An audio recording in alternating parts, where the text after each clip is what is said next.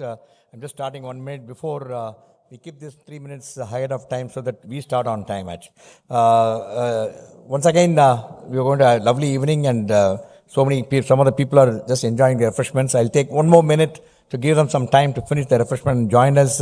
Just to remind you of what's happening in MMA. This morning we had an event on GST, what is the way forward, and how to make life simple for GST. We had some outstanding speakers today.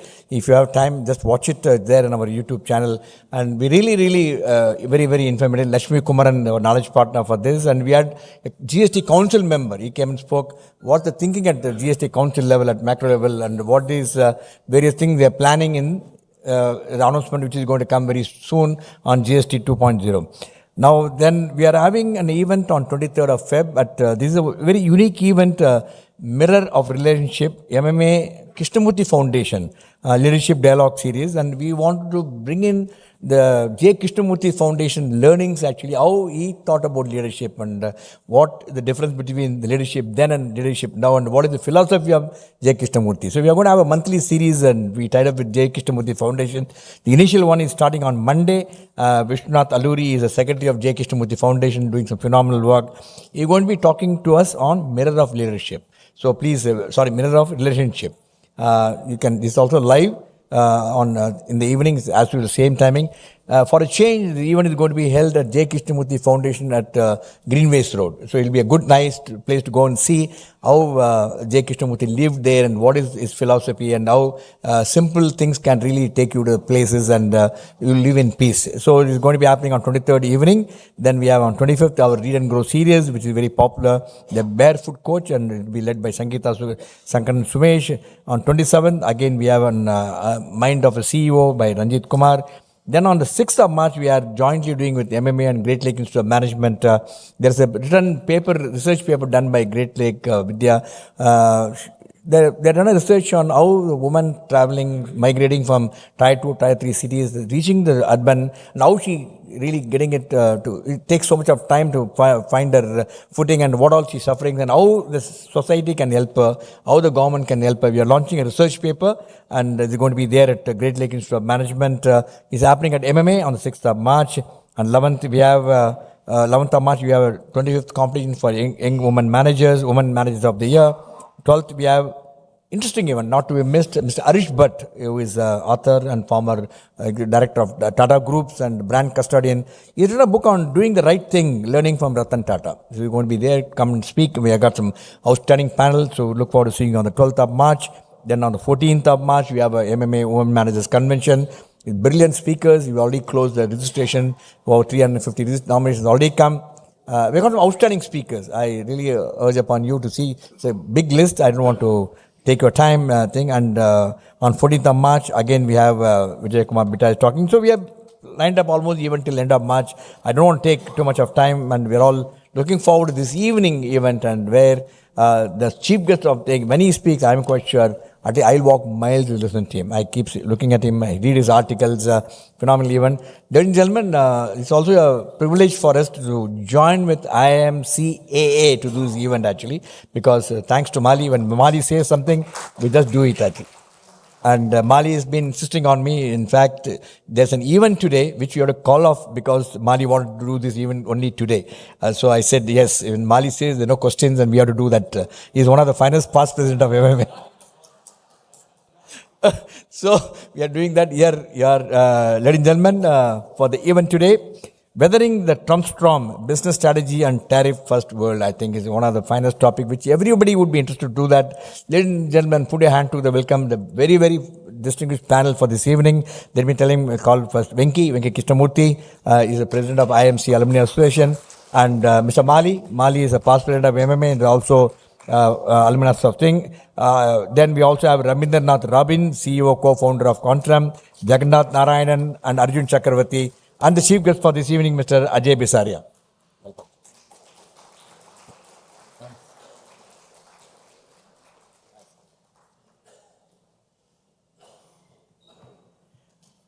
Yes, the format for this evening's program is I'm going to request the president of IMC alumni will deliver a formal welcome address. Thereafter, Mali will share his introductory remarks. Then, ambassador will be requested to give the chief guest address. Then he'll be in conversation with three outstanding invitees who are done. Now, to call upon, I'm going to welcome. But before that, there's a Q&A session is also there, the part of the program. If you have any questions, there'll be a QR code flashed on the screen. Just scan the QR code and share your questions so that we can accommodate as many questions as possible. As usual, all the viewers watching this program on all our channels, YouTube, Facebook, Twitter, LinkedIn, send the questions, the numbers there, so that all the questions will be compiled and placed before distinguished chief guests and the panel today to respond to them. Now, before I now request Venki Krishnamurthy, President of IMC Alumni Association, also Founder President of Marga Systems. May I have this AV, please?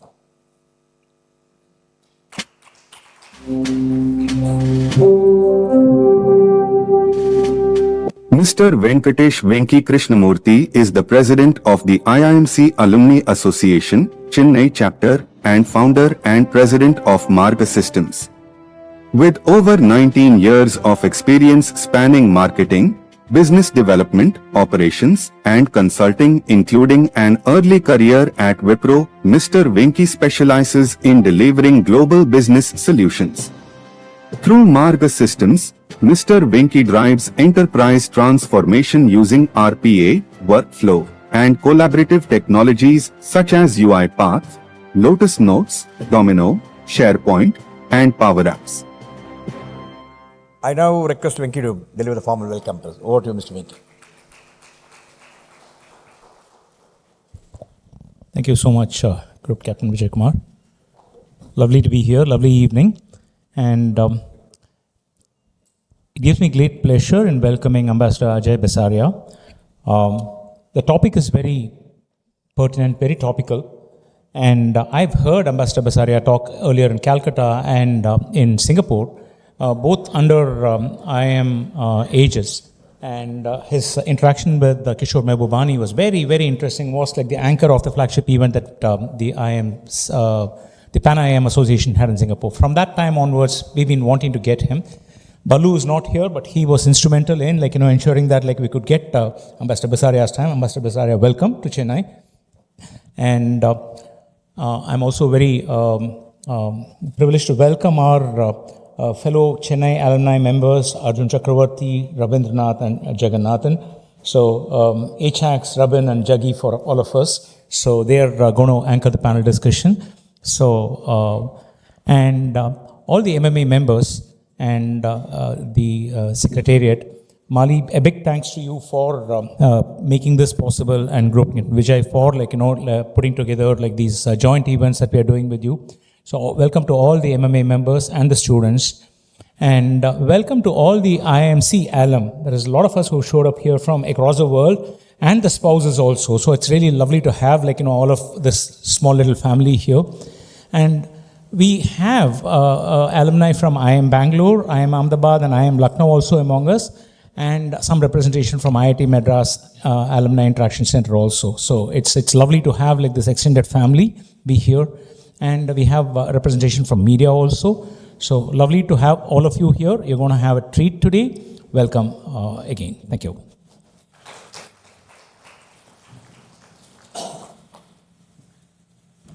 Thank you, Mr. Venki. And I'm going to now request Mr. Mahalingam. I'm going to request him as the past president of MMA to come and deliver the opening remarks. Yes, he's also alumnus of IIMC. May I have this AV, please?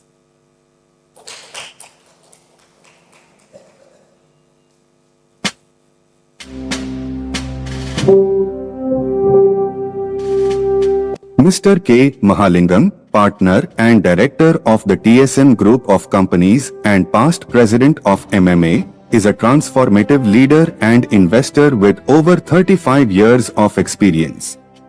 An alumnus of NIT Trichy and IIM Calcutta, Mr. Mahalingam has built TSM Group into one of South India's most respected automobile and diversified business groups. A pioneer in financial services, real estate, and angel investing, Mr. Mahalingam continues to mentor entrepreneurs and champion innovation across industries. I now request Mali to deliver the introductory remarks. Over to you, Mr. Mali.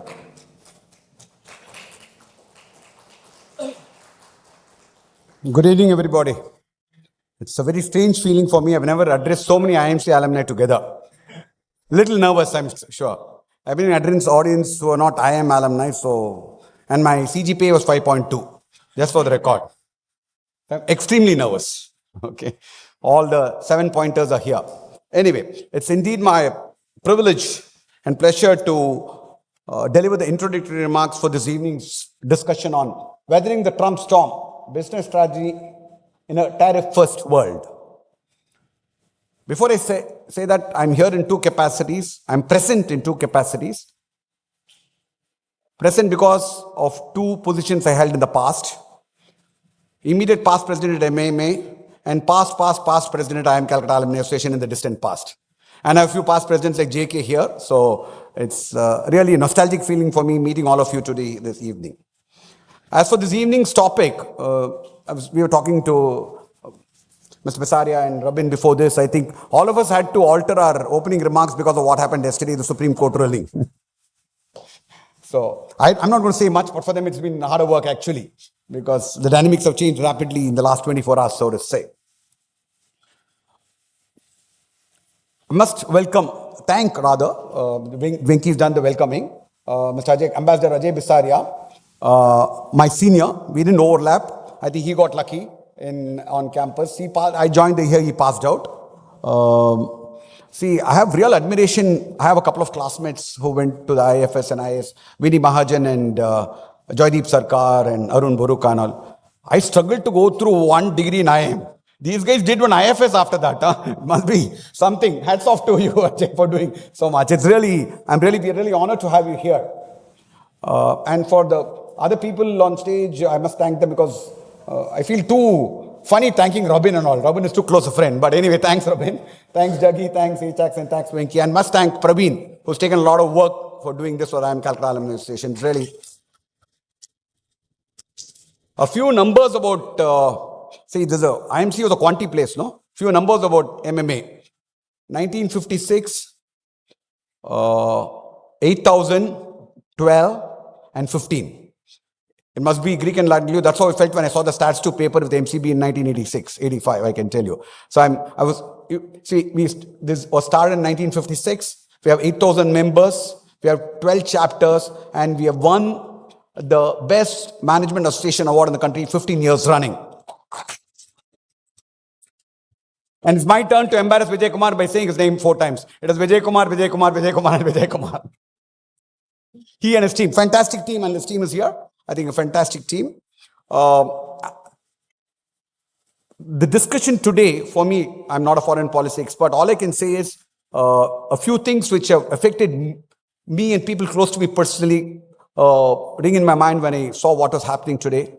There are nieces of mine who went to the US, didn't get a job because H1B had to come back. There are friends, children of mine who went to the US, came back and they're not able to pay their education loans. These are real stark facts we are facing. The export of friends of mine who are struggling in Tirupur and in jewelry. So these are real life things which is the impact of what has happened in the last few years. And this is, for me, the personally felt impact of what's happened in the last 1 year, 12 months or 18 months or whatever the time frame is. So I think there's a lot to talk about this. And most of us are experts thanks to WhatsApp today. All of us have had views on what's going on in the last 12 months. Whether it was blaming Trump, blaming India, blaming Russia, blaming Ukraine, etc. For a change, I think we'll have a considered, educated opinion with Ambassador Bisaria. So we'll actually know what's going on instead of giving our own theories, because all of us are experts, and especially at IMC, we are good at giving gyan. So I think we should today receive gyan from somebody like Ambassador Ajay Bisaria. I was chatting with him and I realized how little I knew and how much more was happening actually. So I asked him a simple question before he got in. What is the tariff as of today? He said, as of today, it could be 10%. Tomorrow morning, when Truth Social opens, it could be something else.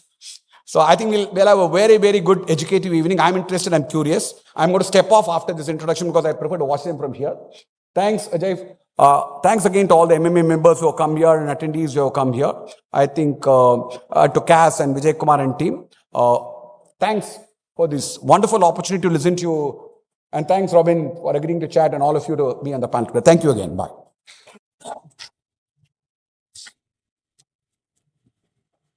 Thank you once again, Mali, for facilitating this event today, and thank you so much. And ladies and gentlemen, the most awaited part of this evening, we are going to listen to our chief guest, Ambassador Ajay Bisaria. Before that, may I have his AV, please.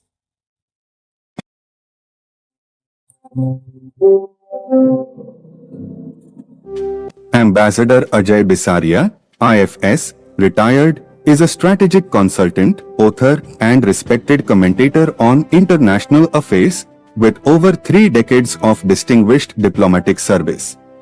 Ambassador Ajay has served as India's High Commissioner to Canada and Pakistan, Ambassador to Poland and Lithuania, and held senior roles across key global capitals, advising today's businesses on geopolitics, public policy, and regulatory risk.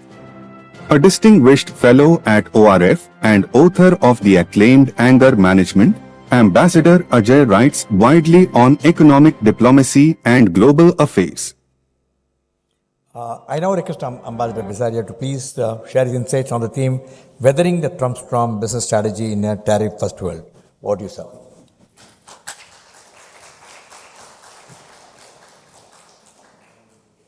Thank you very much. Very good evening. Great to be here.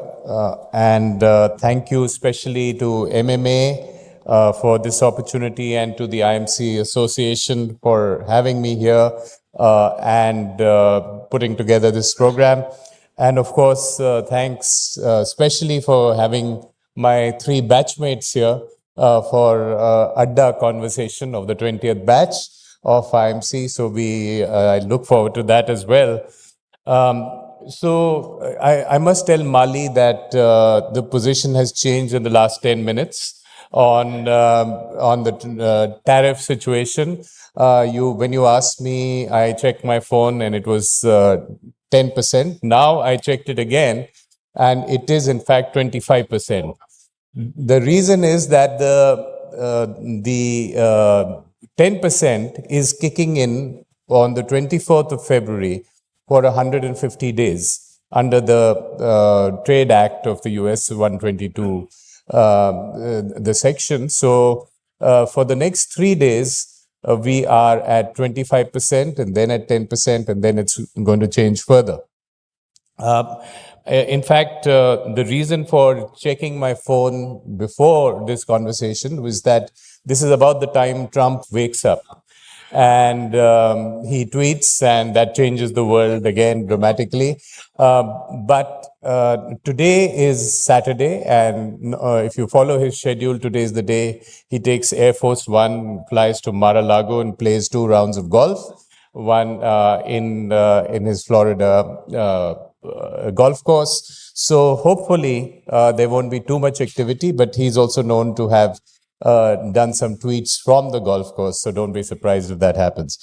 But, in many ways, Trump has been to geopolitics what Tiger Woods was to golf. Because suddenly the interest in geopolitics, if not for you to be affected by it directly, but as a spectator sport, has gone up. So there was a time a couple of decades ago when you would see the newspaper and you would have page 9 of the Hindu or dedicated to international affairs. And even if you didn't go to that page, it didn't matter because things hadn't really changed so much. But now they're changing so dramatically every day, every hour, every week. And I think this really is the context of the subject that my friends chose so presciently, which is the tariff storm, because, we've had a major inflection point yesterday. So what I'm going to do today in the 20 odd minutes we have before we get into conversation and questions, since we are a small group, I hope to have an interaction, is do what the Americans called provocations. So I'm going to be talking of a bit of the Trump storm and trying to contextualize it in the larger 100-year play of geopolitics. And then we get into a conversation on some of the specifics. So if you look at geopolitics, even this year, it's been a geopolitically dense year. It's been multiple events and multiple unfolding events. And some in the White House or the Trump MAGA crowd, some called it flooding the zone, which means you have so many events that you rapidly lose interest in the last event, and particularly uncomfortable events like, for instance, what is happening in the Epstein files or what's happening in Minnesota. You suddenly have more geopolitical events to draw your attention away from those. So if you look at 2026, it's been a long year already. And less than 2 months into the year, that's the feeling we get. It started with Venezuela, with an unthinkable kind of situation where one country invades a neighbor, decapitates its leadership, extracts its president, and puts him in a New York jail. So that's exactly what happened with Venezuela. There was then next the move on Greenland, again unthinkable that one NATO country would threaten to invade another NATO country. Greenland is a part of Denmark, and take it over if it doesn't get it one way. And now we have Iran. So as we speak, there is a possibility that your phones might ping and you're told that the American jets have now attacked Iran. There is imminent attack in the next week or 10 days. And some are linking what is happening in Iran or what might happen in Iran to what happened on the tariff front. That when the Supreme Court makes this judgment, Trump gets angry. And when Trump gets angry, he invades a country. So that's almost a behavior pattern that we see. And it was Venezuela. There was a mood then to get into a couple of other countries. Cuba was under threat. And now it is potentially Iran. In the next week, there's a big armada of the US, 2 fleets in the region, and the chances of a strike are very high. But if you think back to January and February, there have been multiple geopolitical events, and these will pretty much define what happens for the rest of the year. For instance, in January, we had the Davos summit, and where there was a viral speech by Mark Carney, the new Canadian Prime Minister, which talked of the rupture in the world order. So it lamented that, the rules-based international order was ruptured. And this was an event where he also said that we always knew that the rules-based order was a fiction, or it was only partly fact. But it is now clear that the US behavior is taking us to such a position. Trump came on the same forum in Davos, and he spoke of a board of peace, which was essentially trying to replace the United Nations with a Trump-chaired body to become an arbiter of what's happening in the world.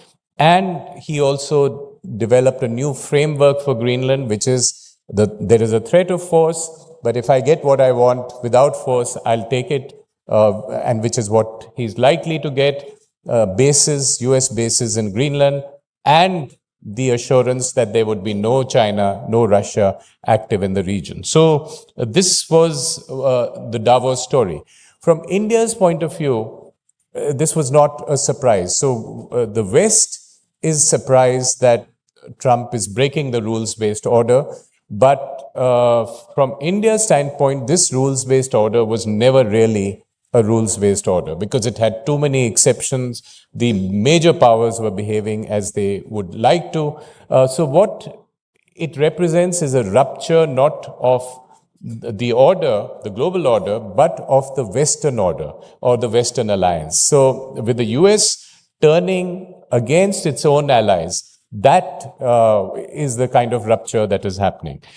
Soon after, the next month, we had in early February the Munich Security Conference, again with multiple conversations between leaders. And this now talked about the dangerous delusion that Europe has. So the Americans, the US State Secretary Marco Rubio was there for a major speech.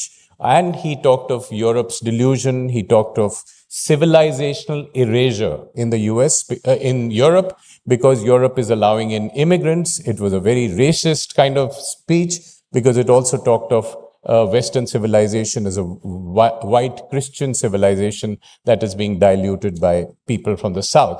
So this, despite the fact that this was an aggressive speech by an American, Europe gave it a standing ovation. They said that this is welcome because Europe's expectations of the US have gone down dramatically. They expected the Americans to possibly say, as they had hinted last year, that NATO will be ended or that there would be an invasion of Greenland.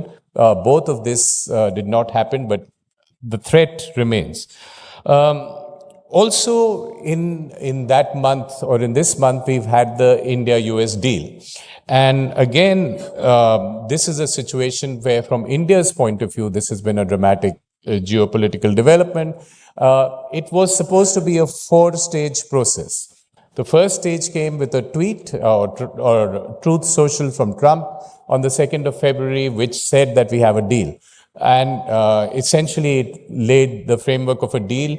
On the 6th or 7th of February, we signed a joint statement, which said that the tariff will be 18%, but this tariff will be defined in a sort of statement or interim deal in March. And the 4th stage would be a bilateral trade agreement, which would be signed potentially by Modi and Trump by the end of the year. Now, with yesterday's Supreme Court judgment, all this is up in the air. As the Supreme Court spoke, we had an Indian team of negotiators in Washington, D.C., and that was finalizing the deal. So what we have a situation now is that with Trump's tweet or the executive order that accompanied it, the 25% Russia tariffs went. So the 50% became 25. And we were on our way to negotiating the details of the 18%.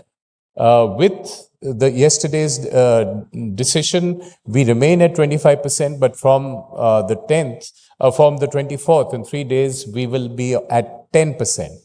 The administration is saying, keep calm and tariff on. So they are saying that they will have plan B, plan C, all in operation, and they would like to climb back to 18%.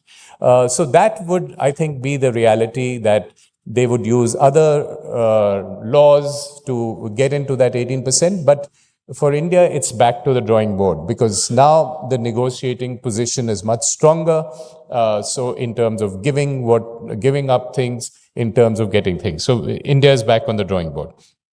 We also had operating in this year what was called the mother of all deals, the India's deal with the EU. That again was in discussion for 15 years. It will become operational only at the end of the year when it's legally scrubbed and approved by various parliaments. But that deal had a Trump accelerator working on it, because it wouldn't have been possible without Trump forcing the various middle powers, which are part of the EU and India, to get together to hedge and diversify against a very volatile US. We also have a situation this month where, in a sense, France has become the new Russia. So France is now, President Macron was in India. We've done the deal on Rafales. We have done various defense deals. We have political support in AI and other sectors with the French. So France is sort of ascending, breaking away from the US mold and trying to give and become a partner for India, which is a strong strategic global partnership. We also had the AI summit in Delhi. You were there in that, and again redefining the technology, the geopolitics of technology. And my sense after attending half a dozen sessions at that was that the technology is running way ahead of the geopolitics, of the regulation, of the use cases, of the conversation. So again, this is a huge disruptor. So just this month, or in the last couple of months, we've seen the huge disruptions caused by geopolitics, by AI, and that's the kind of world we live in. So I think that was the context to sort of step back and take you back 100 years and see how the world order, which we keep discussing, has evolved. So essentially, I think after the Second World War, we had a stable system for the next 45 years, which was the bipolar system with the US and USSR as two poles, a mutually assured destruction, mad doctrine with nuclear weapons, which gave the world some degree of stability. When the USSR breaks up in 1991, we moved to a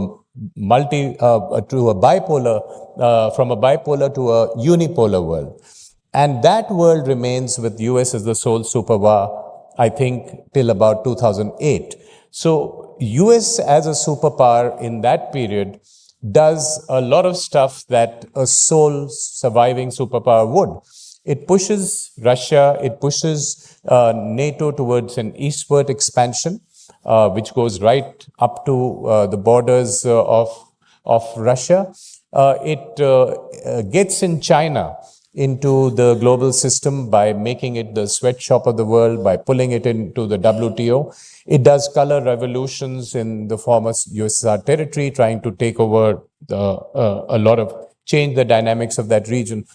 And then I think it gets pushed back, in my view, in 2008 when Russia wakes up from the dead and pushes back in Georgia and sends the troops in, and subsequently 2014 in Crimea and so on.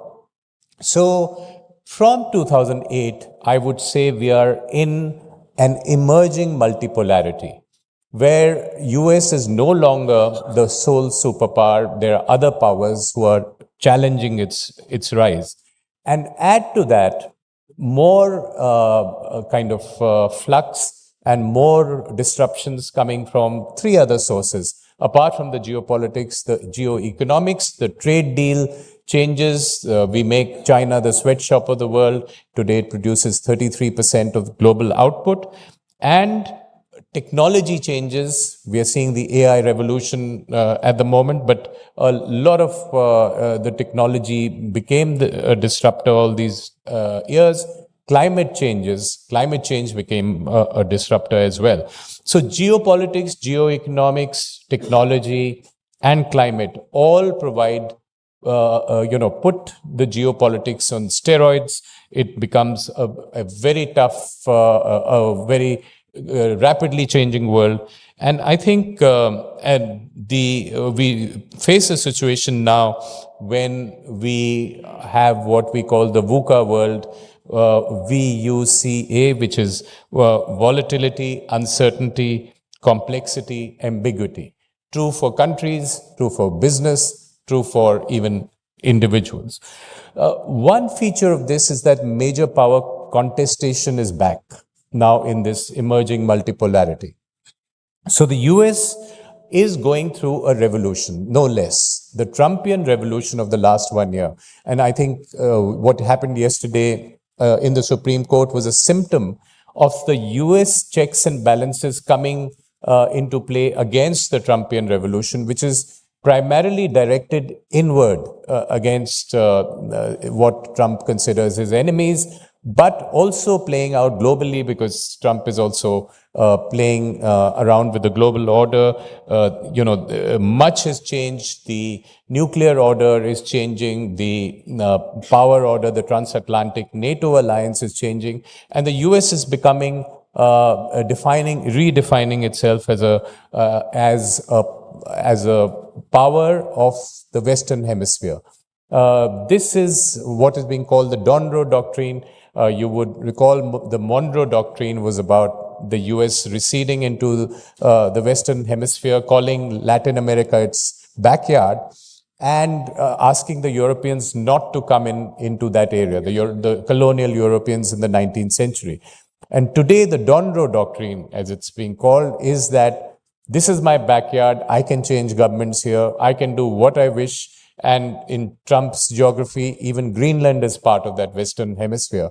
So that's where the US is dominant, but the US is not receding from other theaters in the world. So it is in other theaters what is being called an external balancer, which is saying that if a hegemon arises, say China rises, I will come and deal with it. And similarly, in West Asia, it is acting as a proxy for Israel in saying that Iran is rising and we need to prevent Iran from getting nuclear weapons and so on. So this is the US behavior, but three powers have challenged it in recent times. And that is Russia, which challenged this power with the Crimea in 2014, but more recently with the Ukraine invasion of 2022. The Chinese are challenging it continuously, and the Iranians are challenging this power in the West Asian theater.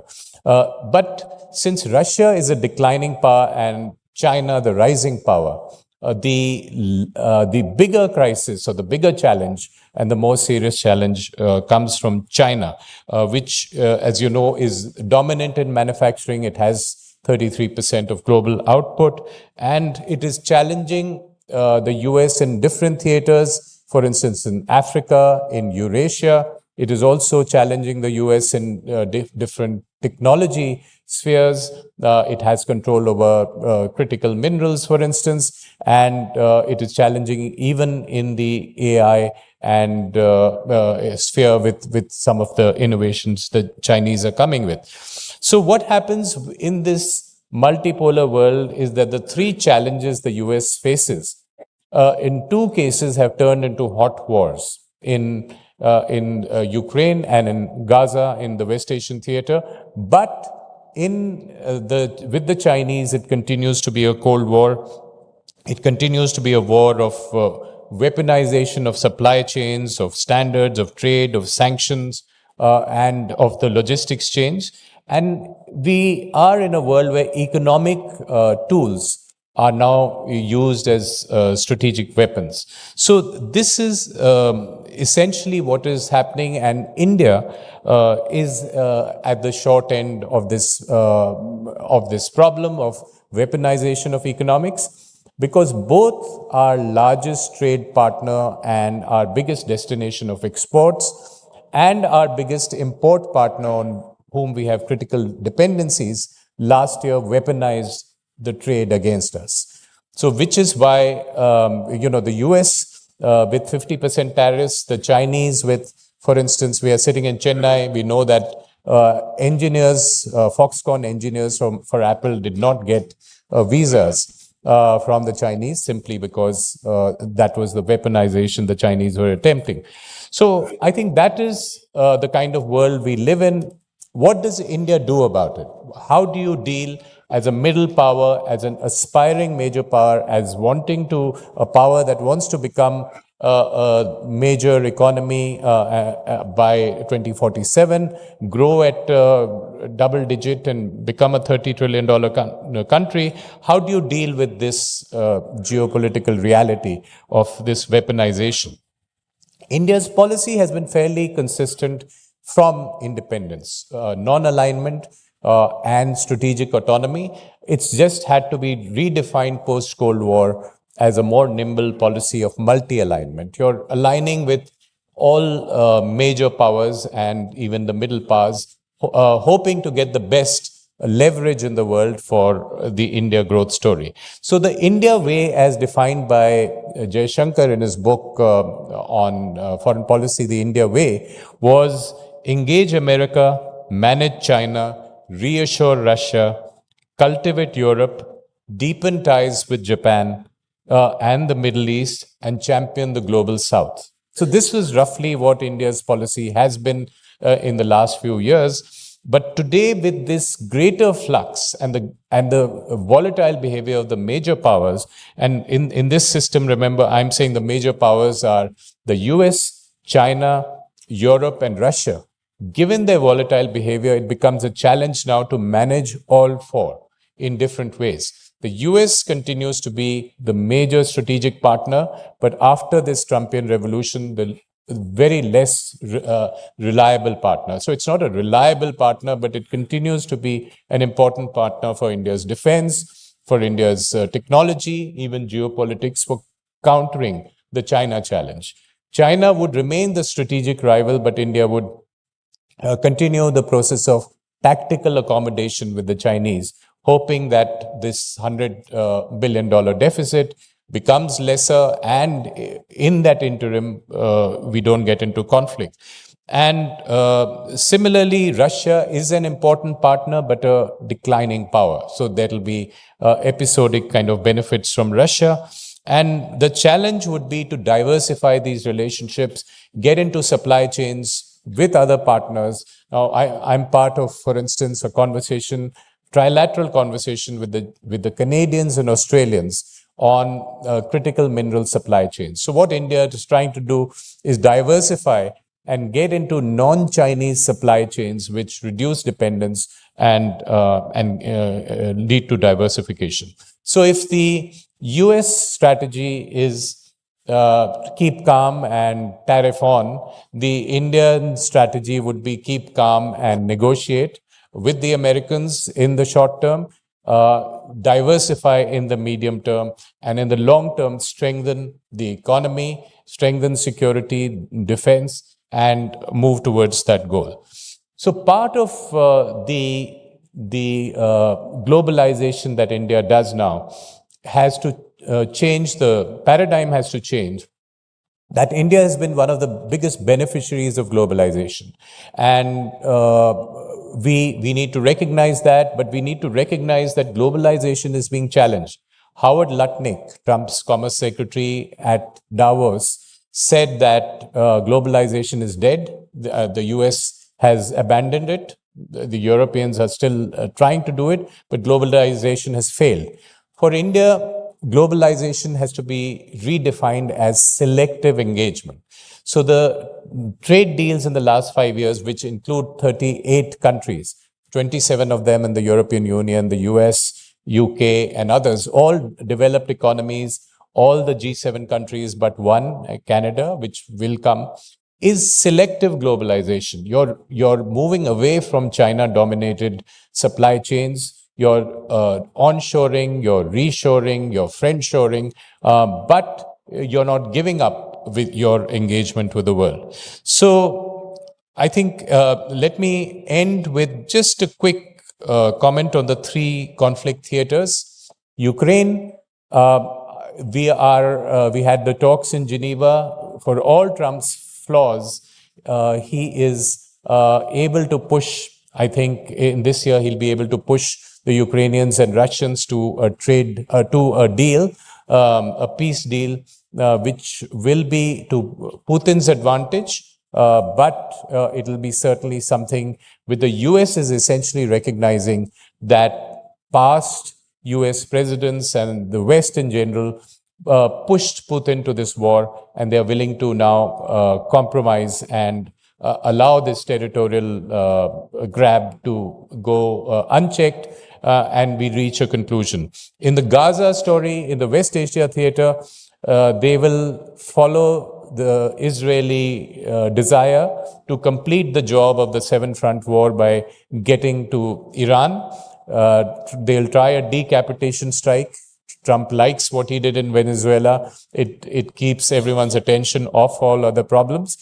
Try to do something with Iran, which is to the satisfaction of Israel, and then do a deal in Gaza to get on with a situation where we have the Trump 20-point plan, a three-phase real estate deal. We're also dealing with a White House that believes that diplomacy or foreign policies like real estate transactions in New York, you just get the deal done with a loaded gun and you're good. And also the diplomacy for him is a lot of reality television. So this is again something people are dealing with. We saw the Board of Peace meeting in the Gaza context. But the most important rivalry, I think, is US-China. The tech and trade rivalry, this will be the defining rivalry of our times. Don't get led by Trump's language when he goes to Beijing in April. He will say we are now a new G2, we are doing a deal with China. But I think the structural conflict is too deep for there to be an understanding between these two powers. And I think this will define the tech duopoly that the two have. We used to think that on the one hand is AI and compute, where the US tech majors are dominating, and the other is the green, clean tech kind of business where China dominates. But China is trying to dominate in all, even in AI and in compute. So I think we have a tech duopoly which is going to be defining this, and a weaponization of trade that will continue. There may be short-term tactical accommodation, but long-term challenges, the possibility of Taiwan grab remains high. So let me end on a fun scenario projection of what would happen in 2026. So let me give you 10 things that might happen. End to the Ukraine war and a peace deal, 1. 2, a West Asia peace deal and a bombing of Iran. 3, US-China summits with tactical accommodation, but not a strategic reset. 4, a Taiwan blockade is less probable, low probability at about 10% of a naval blockade, but 20%, I would say, in the next 5 years of a Taiwan invasion because of certain processes in China, which is President Xi might want to leave a legacy of formally integrating Taiwan. 5, India-EU deal will become operational. 6, US-India interim deal, maybe not in March, but maybe April, there will be one, and there'll be a bilateral trade agreement. We might go below 18%, but it's going to be negotiated. 6, a CEPA, or a Comprehensive Economic Partnership Agreement with Canada. That will come up in this part of the year. 7, a risk of a short conflict with Pakistan again. Pakistan's internal conditions are such that General Asim Munir sees political advantage in a short war with India, and therefore terrorism in India remains a possibility and a risk. And India will continue with a strategy of negotiate short-term, diversify, and strengthen the economy. So we'll see more economic reform, in my view. And this is also a year of summits. So India will do the balancing, a BRICS summit where Xi and Putin will be invited. And also, I would predict a Quad summit where Trump would be invited for a Quad meeting and perhaps the signing of an agreement. And Trump, I think, will like to diversify, will like to balance his visit to China with a visit to India. So don't be surprised if Trump shows up. And this year, there's also the G20 and G7 summit, which Modi will be invited to, in G7 in France, G20 in Russia. And there's a possibility, a G20 in the US, possibility that Trump would want to align more to Russia and post-war pull Putin in for that visit. So I think that is the story which I would predict for this year. But for all of us in business, there is a huge geopolitical risk that is escalated by this kind of world. It'll be a less risky world, I think, in 26 than it was in 25. But watch out for AI and watch out for the geopolitics. It will affect all of us. Let me stop there. Thank you.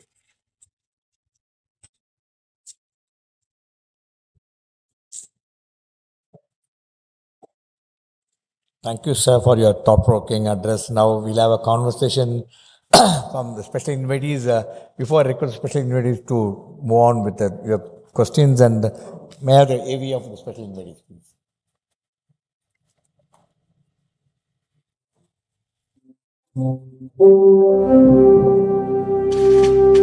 Mr. Rabindranath, Rabin, B is the CEO and co-founder of Quantrium, where he is building a world-class deep tech organization focused on AI-driven solutions for complex business challenges.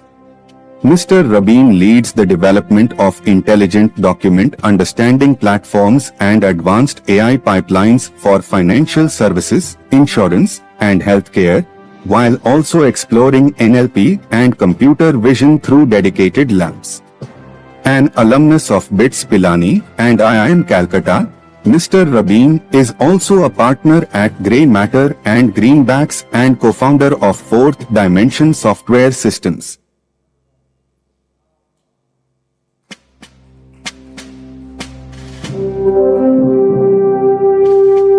Mr. Jagannathan Narayanan is the Director and CEO of Fourth Dimension Technologies, a leading IT infrastructure services firm specializing in cloud computing, managed services, and managed security services across India and the USA.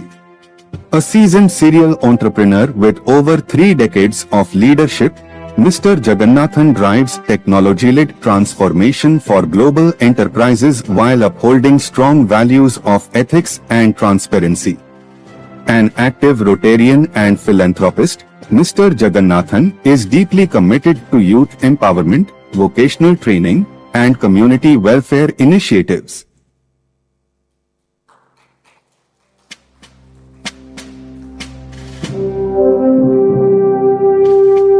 Mr. Arjun Chakraverti is an independent management consultant with deep expertise in strategy, marketing, and business transformation across FMCG, telecom, agriculture, and technology sectors. An alumnus of Delhi University and IIM Calcutta, Mr. Arjun has played pioneering roles in market-led transformations and India's early telecom expansion. Since 2001, Mr. Arjun has advised corporates and startups globally, teaches technology marketing at Great Lakes, and actively supports rural entrepreneurship initiatives. Now I request the President to lead the conversations. Over to you, sir. Thank you, Captain Vijay Kumar. Good evening, everyone, and thanks for being here. Ajay, welcome to Chennai. Wonderful to share the stage with you. Don't get such opportunities to do Adda on stage too often.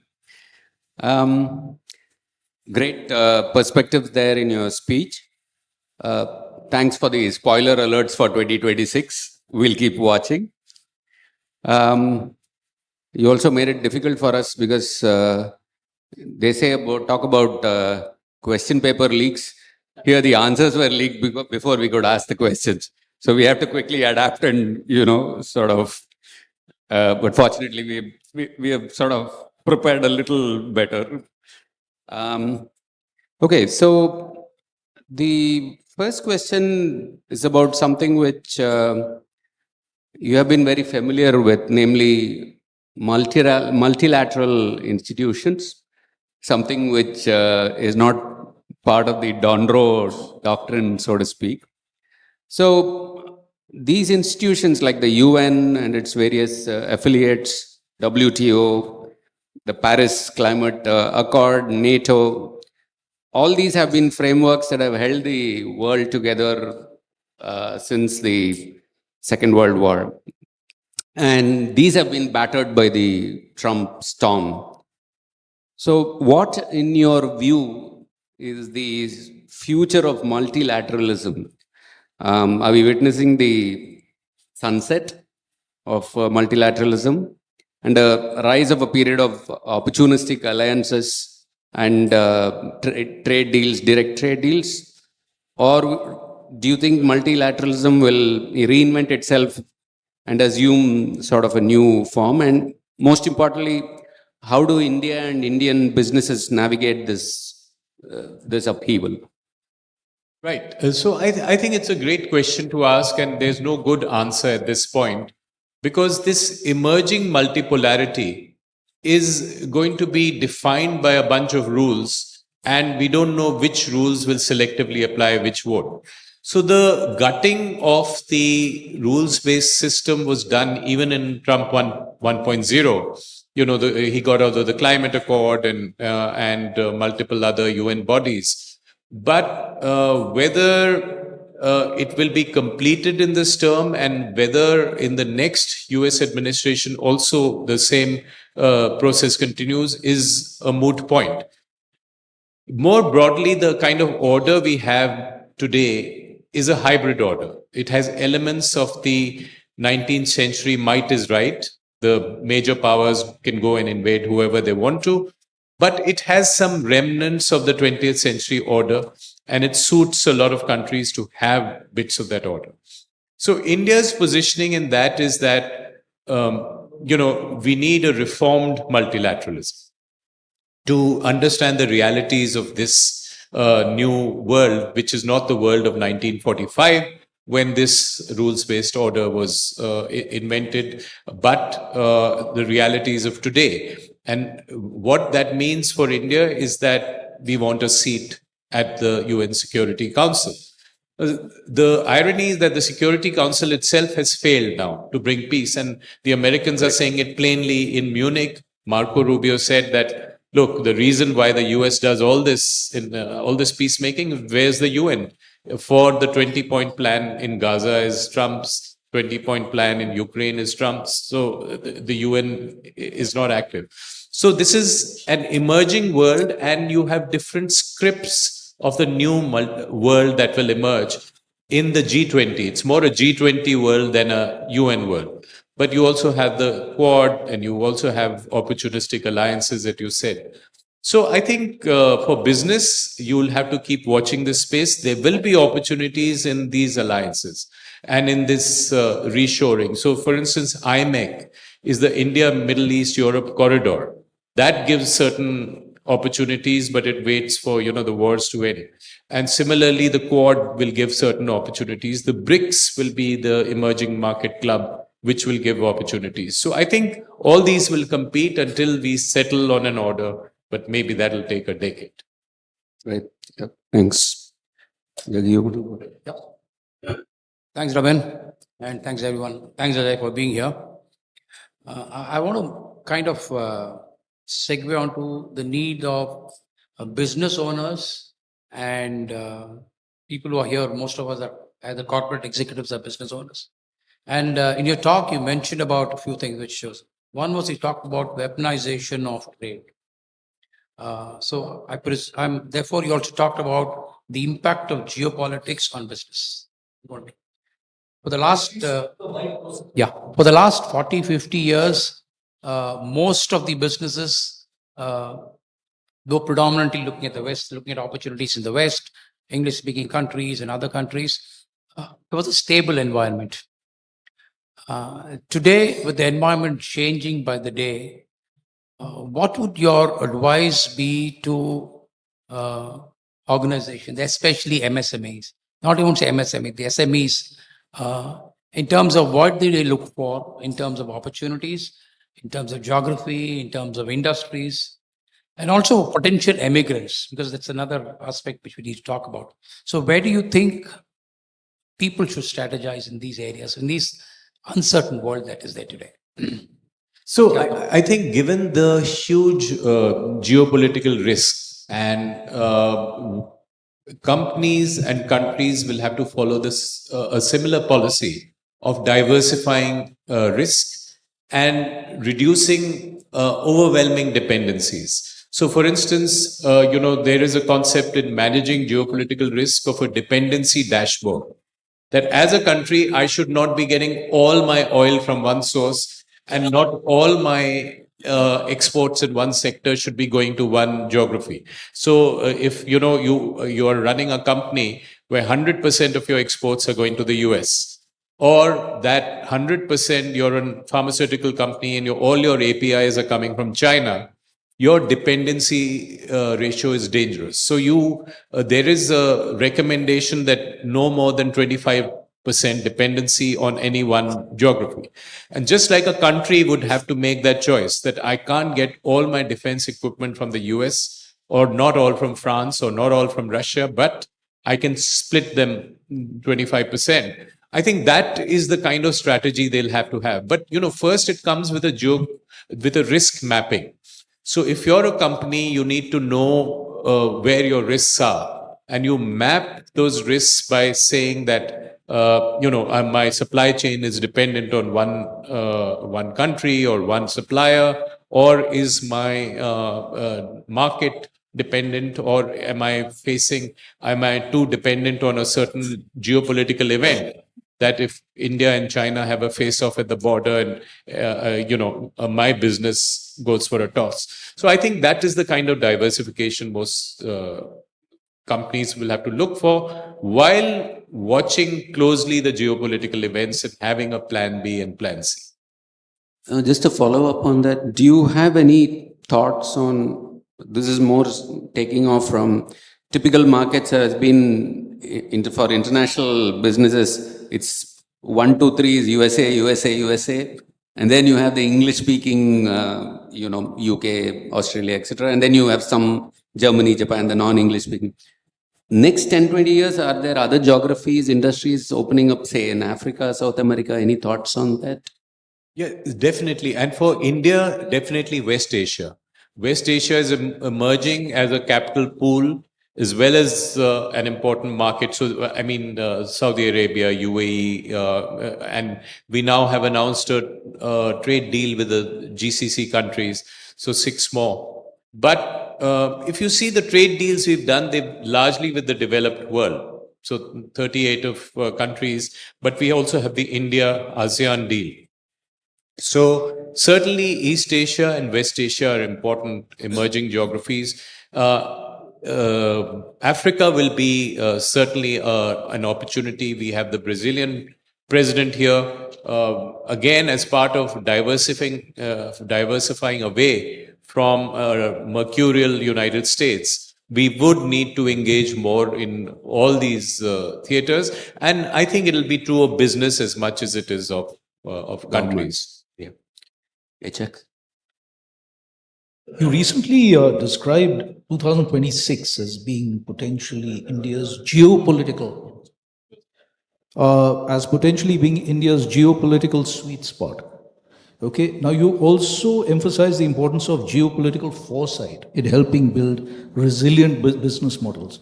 How should Indian businesses leverage this, the diplomatic balance as well as our economic momentum, to be able to convert ourselves into indispensable partners, as it were, rather than just alternative suppliers, which is what we currently seem to be?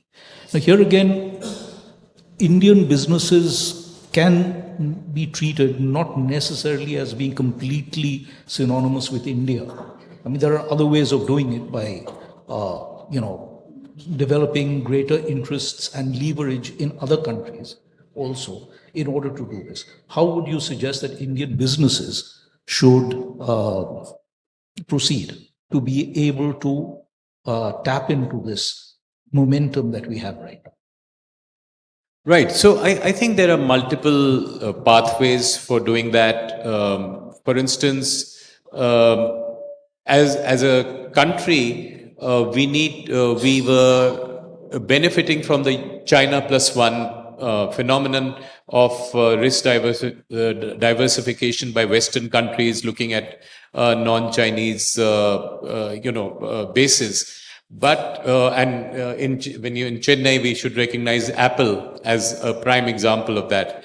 But now there's an emerging opportunity of a US plus one diversification. With the US proving to be so volatile in a policy sense, I know that a lot of Canadian pension funds, some of whom I advise, we have a 40 to 70% exposure in the US market, because for Canada, it was always unthinkable that anything will go wrong between the US and Canada. But now they are speaking of diversifying away from the US. Canada has a 75% dependence of its exports to the US. And they want to go to a situation where 50% of their exports become non-US, and therefore they're getting closer to the EU and to India. So I think all this diversification that is going on away from the United States as well will throw up opportunities for India. A prime example is the India-EU trade deal and the multiple others that are coming around. But I think from a business standpoint, they ought to be smelling these opportunities, sensing these global opportunities, and making use of them. You know, in the India, EU, for instance, there is a lot of business to be done with the Europeans, and the Europeans are looking at Indian business very specifically. Not just as a supplier, but say as an investor, would it make sense for Indian corporations to look at becoming slightly more MNCized, as it were, through acquisitions abroad? And would these give them greater leverage in a volatile international geopolitical situation? No, absolutely, yes. I mean, we always look for Indian MNCs and companies that have a footprint overseas and do well. So far, it has been mainly our software giants that had that kind of footprint. But I think we really need our major conglomerates to think global, because the opportunities will be global, the supply chains will be global, and that necessarily won't be a national strategy, but it should be corporate strategy, because you benefit from the opportunities that India will get. And, you know, my argument would be we're in a sweet spot, and Indian companies can go global and benefit from that sweet spot in many geographies. Thanks for that, Bis. So, in some sense, globalization still does exist and it will continue, even though the US may claim selective globalization. Right. Okay. Got it. Let's just sort of pivot away to a slightly different phenomenon that's happening, and possibly a far, far bigger one. So, if you take on a Richter scale, let's say the Trump tremors are at 6, the AI apocalypse would probably be 9 or more, right? So, given the magnitude and the number of dimensions in which the impact is going to be felt. So, how do you feel Indian businesses, and more specifically Indian educational institutions, how do they cope with this? What sort of, I mean, you in your speech you mentioned that AI is running away, leaving behind regulation, leaving behind probably jobs, whatever. So what sort of enlightened policy making do you feel could use AI as an opportunity to generate tailwinds for Indian businesses, job-seeking new graduates, and generally, indeed, Indian citizens at large? Yeah, I think the AI revolution, again, my sense, even after all these days of the conversations, is no one really has a good answer to how much of the jobs AI will replace. You know, you're hearing both the arguments, even from the tech majors of the US, that it will not be job replacing. Everyone will use AI and there will be newer jobs, so some jobs will be replaced. But the short point is that today every education institution would have to be, imparting AI education. Where India lands up in the 5-layer cake of Jensen Huang, whether clearly we may not be very good at the bottom layers of the chips and the infrastructure. We will have the data centers, but whether on the applications and model layer we can do better, that would be the question. I recently did an interview for IMC's magazine, where these kids bring out an alumni magazine or maybe a magazine. Yeah. And they asked me, what kind of MBA would you like to see coming out of IMC? So I said, clearly the MBA will have to be on top of geopolitics and on top of AI. So it'll have to be an AI geopolitics MBA, because both these disruptions will define their lives in the next 30 years and define a lot of business. So I think no one has a very good answer to that AI question, but I think it's good that we did hold the AI summit, had that global conversation about regulation, governance, and got the majors interested in putting some money, at least got Ambani and Adani and Tata's to promise $100 billion each. So I think some good came out. So my own experience preparing for this session today. So I gave your profile and the brochure, invite brochure, and asked Gemini to come up with a few questions. I was relieved to find that the questions were not still good enough. I had to sit and do some work. There's still some relevance for all of us. Yeah, thanks for that, Bis.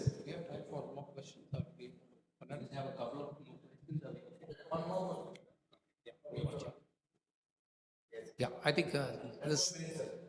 Correct. Ajay, I want to touch upon. No. I want to touch upon this huge anti-immigrant sentiment which is there in the US. And I think if this crowd probably, most of us would have had somebody or the known to us impacted by that. So if you look at it, it started off with the $100,000 fee on the H-1B. There is a talk about a bill which is getting introduced to add tariffs on Indian software exports. There is a talk about a bill to probably ban H-1B. So in your view, are these potentially real issues, some of the plans in terms of things? How does it impact our IT industry? Because it's one of the largest employers in the country today. Absolutely. I think the IT industry are facing both the problem, the geopolitical problem and of anti-immigrant sentiment, and of course the AI problem of the apocalypse, what it is, SaaScalypse, what they were calling. But I think the dangers, the MAGA crowd doesn't like immigrants, and but at the moment they are being contained by saner voices, and particularly of the tech oligarchs from the West Coast. Because, for instance, Musk said, I'm willing to go on war on this one. So the tech sector realizes that they built up the Silicon Valley on the basis of great talent that they got from India. And so this Hire Act and the latest Exile Act, exploiting labor and so on, I think this is fringe elements of MAGA which are bringing this. They won't see the light of day because there are too many other interests that will balance them out. And while the anti-immigrant sentiment will be played up, I think it won't be too much for Indians. I mean, you may see it on the roads, but you will not see it as policy. So I think that is somewhat reassuring in what is happening. Venki, you're going to read them? You're curating them or? Just read them? Okay, sure. Yeah. So if you can see it, I can straight away, we can jump. So basically, if you were advising a young Indian entrepreneur today, which sectors or global corridors would you consider most promising over the next decade? The question is from Shobana. Oh, okay, online. All okay, right. So I would argue that one of the ways of doing it, there are multiple opportunities, but one would be to follow the money, to follow the trade deals. So Europe is suddenly emerging as a huge opportunity. And while the European political leaders have come to India because they have problems with China, they have problems with Russia, they have problems with the US, I think it gives opportunities for companies also to have these conversations. And certainly West Asia, UAE, Dubai, the kind of capital pools they have, the kind of technology they're looking for, and the ASEAN region. So I think these three geographies are important. Okay. Thank you. Yeah. This is a question, don't know who's asked this question, but should companies, if they have to make a choice, prioritize cost efficiency or should they prioritize geopolitical alignment when redesigning global supply chains? I think that's a clear answer. The whole argument of my presentation is that the geopolitics matters. It has to be the most efficient supply chain is not the most effective supply chain for your business, because the risks to an efficient supply chain are too great. So I think it has to be a geopolitically aligned reshoring or friendshoring based supply chain, because the risks to the efficiency argument are too high. And, if you go more broadly, the world believed that China could be made the sweatshop of the world, and that would certainly make a most effective division of labor, because China was producing the goods and the rest of us were enjoying them. But clearly, that's not the right way. Such I might stop. Yeah. Yeah, that's right. Yeah. Specific question about our neighborhood. So what are your views on what we can do to do better partnerships, economic partnerships in our neighborhood with all the challenges we have, east, west, north? So maybe is it only in the south that we are better? Again, I think it has to be selective regionalization, like selective globalization. So the Sri Lanka story is a positive one. The Bangladesh story is turning positive. But, we live in a tough neighborhood. We have two traditional adversaries, China and Pakistan. We have two failing states, Afghanistan and Myanmar, but and other states in different states of ferment. But certainly Sri Lanka, potentially Bangladesh, because I think India's overall policy would be to take these countries along. Certainly Nepal and Bhutan, but each comes with its problems, so it has to be analyzed. This is an interesting question about how can the Indian market offer an opportunity to a startup from a smaller economy, let's say from Sri Lanka or even from the Maldives, while ensuring things like banking and other commercial process being in place for these startups?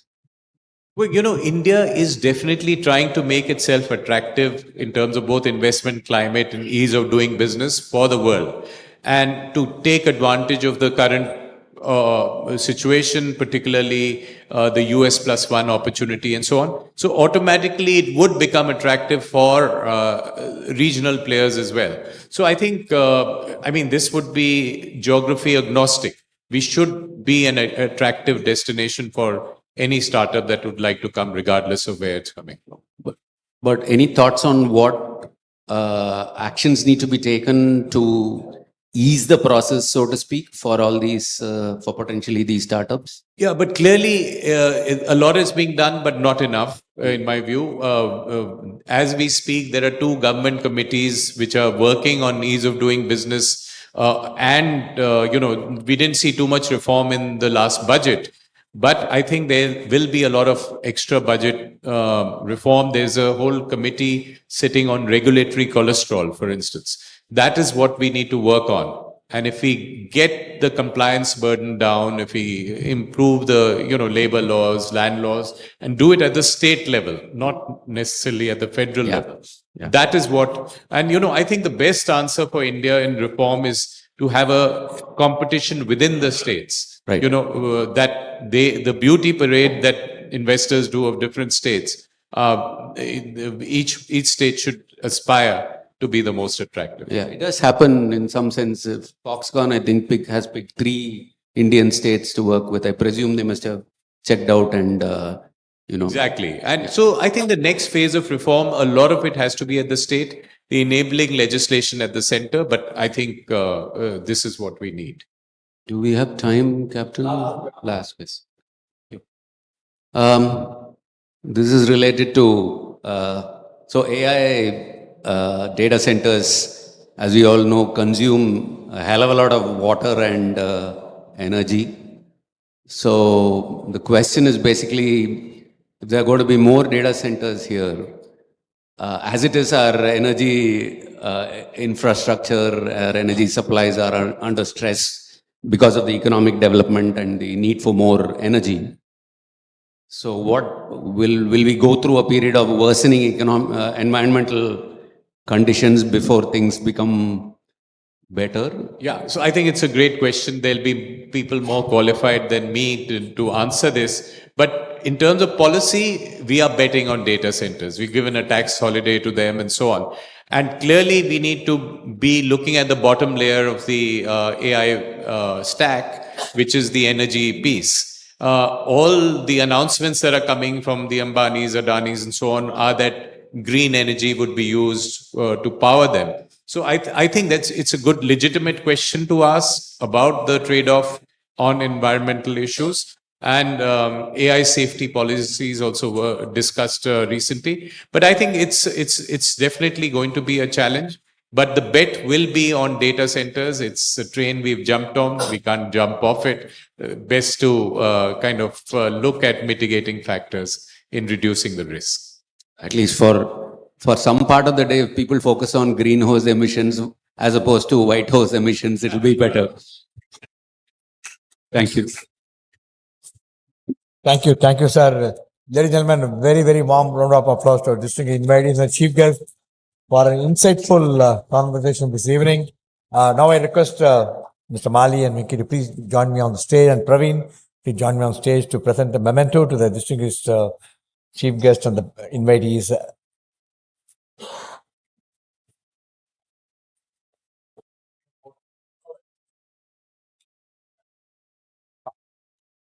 Come and come. Give it them. Give it. You guys come and give it to them.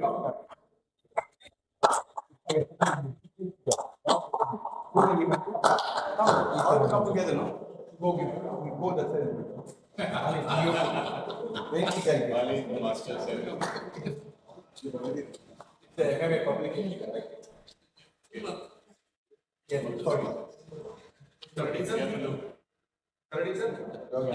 Your picture next. Okay, excellent. Thank you.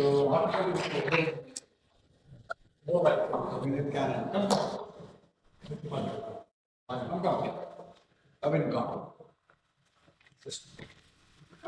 Rabin.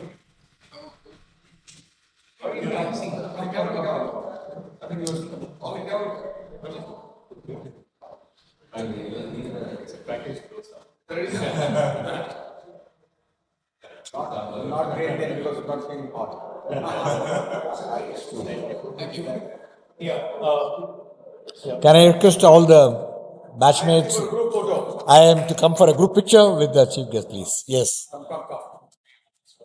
Yes. Come. I'm CRM, you all are CRM.